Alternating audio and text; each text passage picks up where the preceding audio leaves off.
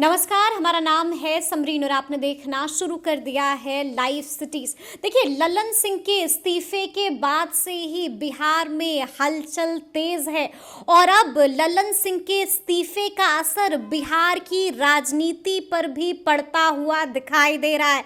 आपको बता दें कि अब इसका साइड इफेक्ट भी बिहार की राजनीति पर पड़ता हुआ दिखाई दे रहा है। ऐसे में अब बड़ा सवाल यही बना हुआ है कि क्या लालू परिवार और सीएम नीतीश के दरमियान सब कुछ ठीक ठाक नहीं है, सब कुछ ऑल इज वेल नहीं है। देखिए, इस बात को बल तब मिल गया जब पूर्व सीएम राबड़ी देवी के जन्मदिन पर सीएम नीतीश ने उन्हें बधाइयां तक नहीं दी हैं।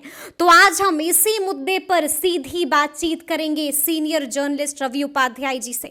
सबसे पहले बहुत शुक्रिया बात करने के लिए। थैंक यू जी, जैसा कि मैंने शुरू में ही कहा कि बीते दिन यानी कि साल की शुरुआत में ही दो ऐसी घटनाएं हो गई बैक टू बैक, जिसने एक बार फिर से इस सवाल को खड़ा कर दिया है कि सब कुछ लालू परिवार और सीएम नीतीश के दरमियान ठीक ठाक नहीं है। देखिए, पहली घटना तो ये हुई कि सीएम नीतीश ने पूर्व सीएम राबड़ी देवी को जन्मदिन की बधाइयां भी नहीं दी, और दूसरी घटना जिसका हम जिक्र कर रहे थे वो घटना ये है कि deputy CM Tejashwi Yadav CM आवास कल पहुंचे भी नहीं और उन्होंने भी बधाइयां नहीं दी। तो क्या हम इसको ऐसे देखें कि वाकई में सब ठीक नहीं है?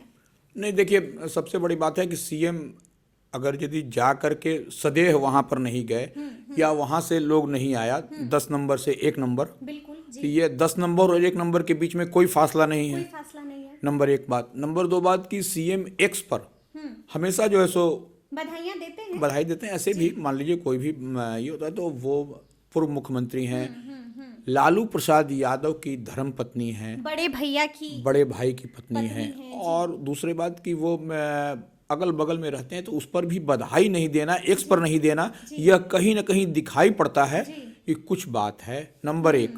नंबर 2 बात, तेजस्वी प्रसाद यादव भी कल नहीं गए, यहाँ नहीं आए। नीतीश कुमार के घर पर 1 नंबर अणेमार्ग भी नहीं आए, जबकि वो सार्वजनिक रूप से बैठे हुए थे, सब लोग मिल रहे थे, मंत्री, उनके कैबिनेट के सहयोगी जितने भी थे, जितने भी तमाम आला अधिकारी हैं, सब लोग थे, तो वो भी नहीं गए। एक देखिए सामान्य कटसी भी होता है। वो कटसी ये है कि मुख्यमंत्री बैठे हैं तो आप डिप्टी सीएम हैं, आप उनके कैबिनेट में हैं, जैसे अन्य लोग आए भतीजे हैं, तो वो उस लिहाज से भी वो नहीं आए। तो अब और नहीं वो 10 नंबर आवास पर लालू प्रसाद यादव और राबड़ी देवी भी बधाई ले रहे थे, स्वीकार कर रहे थे अपने जन्मदिन का तमाम लोगों से। नीतीश कैबिनेट के कई मंत्री भी गए, जो जेडीयू कोटे से हैं वह भी गए, वो आरजेडी कोटे से गए तो गए, उसमें तो कहीं कोई हम लोगों की सबकी नज़र नहीं होती, लेकिन जेडीयू कोटे से मंत्री गए तो वह भी देखने वाली बात थी कि वो लोग भी गए। तो एक बात तो थी, लेकिन तेजस्वी प्रसाद यादव वहां पर भी 10 नंबर में भी नहीं दिखाई पड़े। तो यह जानकारी मिल रही थी कि वो जो मौसम का मिजाज बदला है उसके कारण उनकी तबीयत नासाज, उनकी तबीयत उनकी नासाज थी, तो उस कारण वो इन्हें नहीं गए। लेकिन 2 सेकंड के लिए, 2 मिनट के लिए तो बाहर आ सकते थे, 2 मिनट के लिए बैठते, नहीं होता वो अपने चाचा के यहाँ चले जाते, तो वो वहां पर भी नहीं गए। तो यह कहीं ना कहीं राजनीतिक गलियारों में यह एक चर्चा का विषय बना हुआ है कि कौन सी बात हो गई कि न तो नीतीश कुमार ने बधाई दी और नहीं तेजस्वी प्रसाद यादव ही यहाँ आए, नहीं लालू प्रसाद यादव देखिए गाहे बेगाहे हमेशा जाते रहते हैं छोटे भाई नीतीश कुमार के पास, बगल में 10 नंबर से निकल के एक अणेमार्ग मुख्यमंत्री आवास आते रहते थे गाहे बेगाहे। यह कोई पहला अवसर नहीं होता कि जब वो आते, या नीतीश कुमार भी चले जाते थे। नीतीश कुमार भी कल नहीं गए। इफ्तार पार्टी हमें कैसे याद नहीं होगी? इफ्तार पार्टी में हमने देखा था कि पैदल ही उन्होंने जो है रास्ता बदला और फिर वो गए थे वहां पर। नहीं, इफ्तार पार्टी तो मान लीजिए वो धार्मिक आयोजन होता है, उसमें सब लोग आते जाते हैं, लेकिन इसमें कल जो है सो कल नीतीश कुमार भी नहीं गए बधाई देने, जन्मदिन था राबड़ी देवी जी का। तो ऐसे में एक आम सामान्य प्रक्रिया है, सामान्य कटसी है, आम कटसी है कि लोग जो है सो 9 वर्ष पर बधाई देते हैं, जन्मदिन पर बधाई शुभकामना लेते और देते हैं, तो वो ऐसे नहीं गए। तो यह भी कहीं ना कहीं दिखाई पड़ता है, जिसने चर्चा को एक बार फिर से गरमा दिया है, बिल्कुल बल दे दिया है। बिल्कुल निश्चित रूप से। अच्छा, हम ये देख रहे हैं कि जब से लल्लन सिंह ने इस्तीफा दिया है और जब से जेडीयू की कमान मुख्यमंत्री नीतीश कुमार ने अपने हाथों में ली है, तब से एक बात तो तय है कि एक तीर से मुख्यमंत्री नीतीश कुमार ने कई शिकार कर दिए हैं और बीजेपी को भी एक बड़ा मैसेज दे दिया है कि now I am open to talk. आप इसे कैसे देखते हैं? देखिए, निश्चित रूप से जितने हार्ड लाइनर थे जी, ललन सिंह जी, भाजपा को लेकर के, तो वो नीतीश कुमार खुद बॉस बनकर, खुद पार्टी का चेहरा बदल करके, खुद अपने हाथ में कमान लेकर के यह उन्होंने दिखा दिया है कि वही जो आपने बात कही कि अब हम रेडी हैं बातचीत करने के लिए। तो यह जी, और उसके बाद उतना ही नहीं, हाँ, अब जैसे आप कह रही हैं जी, कि नीतीश कुमार सॉफ्ट भी हो गए, बिल्कुल। अब वो तो सॉफ्ट किस किस लिहाज से हुए यह भी आप बता दीजिए। जी, जी, जी, जैसे कि हम लोग ने लगातार बोला कि जो पीसी भी हुई थी उसमें भी बता दिया गया कि बीजेपी वाले हमारे मित्र हैं, कोई दुश्मन थोड़ी है। देखिए, निश्चित रूप से जो केसी त्यागी का यह बयान है, जी। तो वह, और इसे अयोध्या में न्योता की बात हुई तो उसमें भी जो सो कह दिया गया कि अगर न्योता मिलेगा तो हम जाएंगे। तो यह सब तमाम यह सब चीज बातें दिखाई पड़ रही है कि जेडीयू की ओर से भी सॉफ्ट हुआ जा रहा है, सब निश्चित रूप से मतलब लहजा, तेवर, व्यवहार बदला सब कुछ बदला हुआ है, सब कुछ बदल गया है। विगत कुछ दिनों में आप देखिएगा कि सब कुछ जो है सो बदला हुआ नजर आ रहा है। मतलब ये चीजें भी तो दिखती थी ना कि लगातार जो है ऐसा कहा जाता था कि जेडीयू एंटी मोदी हो गई है, लेकिन लल्लन सिंह के इस्तीफे के बाद एक बार फिर से दिखा दिया गया है कि ऐसा कुछ नहीं है, ना तो हम प्रो आरजेडी हैं और ना ही एंटी मोदी। देखिए, इसके कई सारे एग्जाम्पल हैं जी, कि वो अब इतनी जो बात हो रही थी, अब इंडिया अलायंस की ही बात हम लोग करेंगे तो इंडिया अलायंस में जिस तरह से नीतीश कुमार ने जो दबाव डाला, जो दबाव बनाया, तो वह अब वही कारण बनता आपको दिखाई पड़ रहा है कि अब इंडिया अलायंस भी देखिए झुकती हुई नजर आ रही है नीतीश कुमार के पास। वो देखिए, कहा जा रहा है कि कांग्रेस के नेता मनाने में लग गए हैं मुख्यमंत्री। देखिए, निश्चित रूप से मनाने में लग गए हैं, और मनाने में लग नहीं, 4 लोग बराबर संपर्क बनाए हुए हैं और जैसी संभावनाएं आ रही है, हो सकता है कि कल तक इनका अनाउंसमेंट हो जाए कि आप जो है सो संयोजक बनाए जाते हैं नीतीश कुमार का। हाँ, ये बात तो एकदम तय मानी जा रही है। लेकिन अब देखिए, भारतीय जनता पार्टी जो है, जो जिसकी निगाह नीतीश कुमार पर है, वह लगातार इस दिशा में कवायद पर है कि अब नहीं, नीतीश कुमार पहले संयोजक बन जाएं, फिर हम जो है सो झटका दें। मतलब आप ये कह रहे हैं कि वो तैयार कर रही है, ताक में बैठी कि यहाँ पर इंडिया गठबंधन मुख्यमंत्री नीतीश कुमार को बड़ी जिम्मेदारी देती है और वहां पर झटका दे दिया जाता है। देखिए, निश्चित रूप से वही कुछ बनता हुआ दिखाई भी पड़ रहा है। वही कुछ बनता हुआ दिखाई पड़ रहा है, क्योंकि देखिए, इंडिया अलायंस भी जल्दबाजी में है, बिल्कुल, क्योंकि अब उसके तरफ से बहुत लेट हो चुका है, क्योंकि अब जो है सो अब इसमें कोई गुंजाइश इधर उधर की नहीं बनती है। तो अब निश्चित रूप से इंडिया अलायंस भी चाह रही है कि जितना जल्दी हो जाए इसको हम लोग सेटल डाउन कर लें और इसको हम लोग सुलझा ले इस मामले। और क्योंकि अब देखिए, उसके बाद से राहुल गांधी भी यात्रा पर निकलने वाले हैं, मुख्यमंत्री नीतीश कुमार भी यात्रा पर निकलने की तैयारी। तो ऐसे में जब दोनों टॉप लीडर एक जगह माने यात्रा पर निकलेंगे, समझने वाली बात है ये, तो वे किससे सीट शेयरिंग और किससे अलायंस की बात होगी। तो ऐसे में निश्चित रूप से इंडिया अलायंस इस ओर धीरे धीरे कदम बढ़ा रही है, लेकिन हमको नहीं लगता है कि यह सेटल हो पाएगा, क्योंकि भारतीय जनता पार्टी जो जितनी तेज और समझ रखती है, तो उसमें लग रहा है कि कुछ न कुछ खेल होगा। अच्छा, आपने कहा कि झटका देने की तैयारी इधर बीजेपी भी कर रही है। झटका देना मतलब कि मुख्यमंत्री नीतीश कुमार को उस पाले से इस पाले में कर लेना।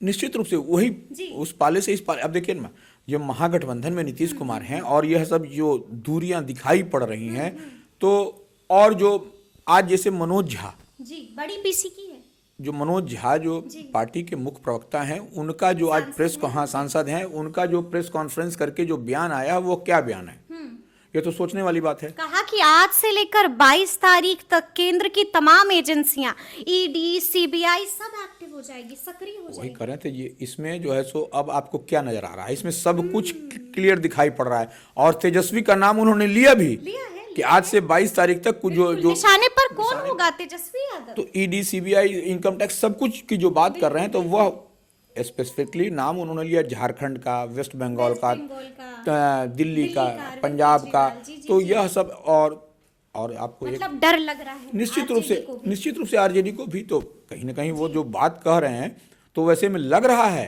तेजस्वी पर भी बड़ा खतरा मंडरा रहा है। निश्चित रूप से बड़ा खतरा मंडरा रहा है। तो ऐसे में यह जो खतरा मंडरा रहा है, तो ऐसे में जब तेजस्वी प्रसाद यादव के ऊपर जब खतरा आएगा तो नीतीश कुमार फिर क्या करेंगे? नीतीश कुमार का तो फिर वही पुराना स्टैंड होगा। जी जी जी, जो नीतीश कुमार जिसके लिए जाने जाते हैं, उनकी यूएसपी भी नीतीश कुमार की यही रही है, 3 सी से कभी कॉम्प्रोमाइज नहीं। कॉम्प्रोमाइज नहीं। तो यह बात तो आ रही है निकल करके। बिल्कुल आ रही है, बिल्कुल आ रही है। और वही नीतीश कुमार की चुप्पी, नीतीश कुमार की चुप्पी भी तो है। चुप्पी भी तो है जी नीतीश कुमार का पिछले इन दिनों में आप देखिएगा कि नीतीश कुमार एक चुप्पी साधे हुए हैं, जी। कहीं कुछ नीतीश कुमार की बात नहीं आ रही है। बता तो रहे हैं कि अब राबड़ी देवी के जन्मदिन पर भी उन्होंने कुछ, बधाइयां नहीं दी हैं। तो यह इससे बड़ा चुप्पी क्या होगा? तो लेकिन आपने बात यहाँ पर चुप्पी की चुप्पी से हमें याद आया कि देखिए मुख्यमंत्री नीतीश कुमार जबरदस्त एक्टिव दिख रहे हैं। मतलब जब से जेडीयू की कमान संभाली है तब से गजब के एक्टिव है। मतलब बैठक तो कर ही रहे हैं, मतलब लगातार जो है हम देख रहे हैं कि कभी जेडीयू कार्यालय भी पहुंच रहे हैं। लेकिन वहीं दूसरी ओर लालू प्रसाद यादव बड़ा शांत है, कोई ऑफिशियल बयान नहीं आया है अब तक। तो क्या ये तूफान से पहले वाली शांति तो नहीं? देखिए, लालू प्रसाद यादव अपने खुद नहीं बोल रहे हैं, लेकिन उनकी प्रवक्ता जो है जी। वो बोल रहे हैं। जैसे कि मनोज झा ने आज कहा, मनोज झा का बोलने का मतलब है कि लाउड एंड क्लियर मैसेज है कि भारतीय जनता पार्टी क्या करने जा रही है। उन्होंने स्पष्ट नाम भी लिया है कि ईडी, सीबीआई और ये सब का दबाव चाहेगा। 22 तारीख तक कुछ न कुछ जो अयोध्या का वो जो हो जाएगा, उसके बाद उसके पहले इस बीच में कुछ न कुछ खेल करने के फेरा में है, और वो दबाव है। और वो फाइल जो है सो भारतीय जनता पार्टी के पास में रखा हुआ निकल रहा है वो। तो वो सब बात, जितनी बात कही है उन्होंने, उस बात में कहीं ना कहीं संकेत है कि कहीं ना कहीं वो तेजस्वी प्रसाद यादव के लिए परेशानी का सबब बन सकता है, होने जा रहा है।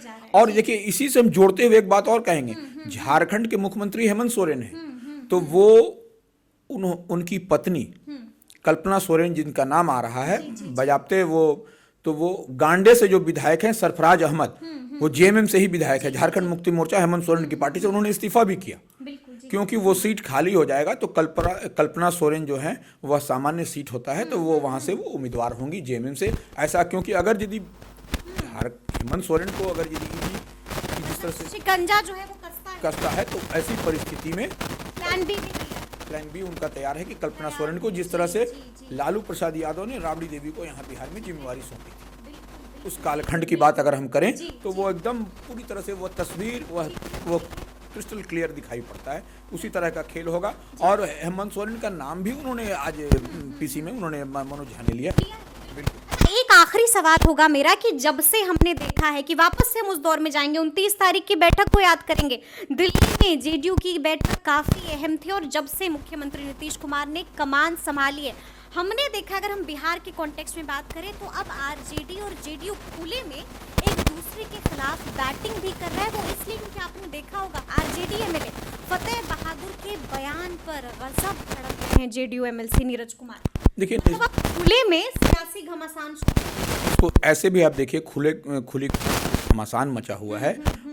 महागठबंधन के अलायंस पार्टनर आरजेडी और जेडीयू में यह तो है ही है कि जिस तरह से फतेह बहादुर का एमएलए का वो बयान आ रहा है, उसी तरह से जेडीयू के एमएलसी हैं और मुख्य प्रवक्ता हैं, और ऐसे वो नहीं बोलते हैं। नीरज कुमार को जरूर पार्टी आला कमान से बोला। और इतना ही नहीं, अब जो विलय की बात चल रही थी आरजेडी और जेडीयू में, अब तो नीतीश कुमार का जब से चेहरा बदला है और नीतीश कुमार जब से जेडीयू के बॉस बने हैं, तो इस बात की संभावना को सिरे से खारिज करने में कहीं लग गया है, फुल स्टॉप। हाँ, कि अब जो है आरजेडी और जेडीयू का विलय नहीं होगा, क्योंकि नीतीश कुमार जिस कद के लिए जाने जाते हैं, वह अपनी पार्टी में क्या विलय करेंगे? हम तो जनता पे ये सवाल छोड़ते हैं, क्योंकि वह अपने खुद बॉस बने। पहले ये संभव है? बिल्कुल संभव मंजूर होगा? एकदम मंजूर नहीं होगा। और एकदम नीतीश कुमार अब उस पुराने तेवर में टोन ऑफ ट्यून उनका वो सब कुछ उनका वापस आ रहा है, और वो उसी लहजे में दिखाई भी पड़ रहे हैं। तो अब जो है सो वो जो पहले जो अटकलें लगाई जा रही थी कि जेडीयू में आरजेडी का विलय, आरजेडी जो भी माने विलय की बात, वो अब कहीं अब दूर दूर तक दिखाई नहीं पड़ा। कि जेडीयू की कमान अपने हाथ में लेकर मुख्यमंत्री नीतीश कुमार ने उन तमाम कयासों पर फुल स्टॉप लगा एकदम। अब फुल स्टॉप क्या, अब तो वही अध्यक्ष हैं जो पहले जो थे। तो वो जो पार्टी को जो सींचा है, जो पार्टी को खड़ा किया है, वो क्यों विलय करेगा? सबसे बड़ा सवाल यही है। जिस परिस्थिति में जैसे रहे, जितने नंबर पर रहे, एक ही उनको मलाल है नीतीश कुमार को कि उनकी पार्टी जो पहले नंबर पर हुआ करती थी वो तीसरे नंबर पर है, उसको कैसे हम एक नंबर पर ले जाएं, यही बात वो चाह रहे हैं और इसी के लिए वो प्रयासरत हैं। और तमाम उनके थिंक टैंक जो लगे हुए हैं वो इसी दिशा में प्रयासरत भी हैं कि कैसे 45 से हम जो है सो 100 नंबर 1 बने। यही तो सुना आपने क्या कुछ बता रहे हैं रवि उपाध्याय जी। देखिए तफसील से हमने चर्चा की है कि क्या चल रहा है बिहार में, क्या होने जा रहा है बिहार में, और हमने इस सवाल पर भी बातचीत की है कि क्या वाकई में सब कुछ ठीक ठाक नहीं है। तो आपने सुना है कि बातचीत के दौरान हमने किन तथ्यों का जिक्र किया है। तो अब देखना होगा कि बिहार में आगे आगे क्या कुछ होता है। तो इस तरह के तमाम अपडेट्स के लिए ऐसे ही हमारे साथ बने रहिएगा और देखते रहिएगा लाइव सिटीज। बहुत शुक्रिया।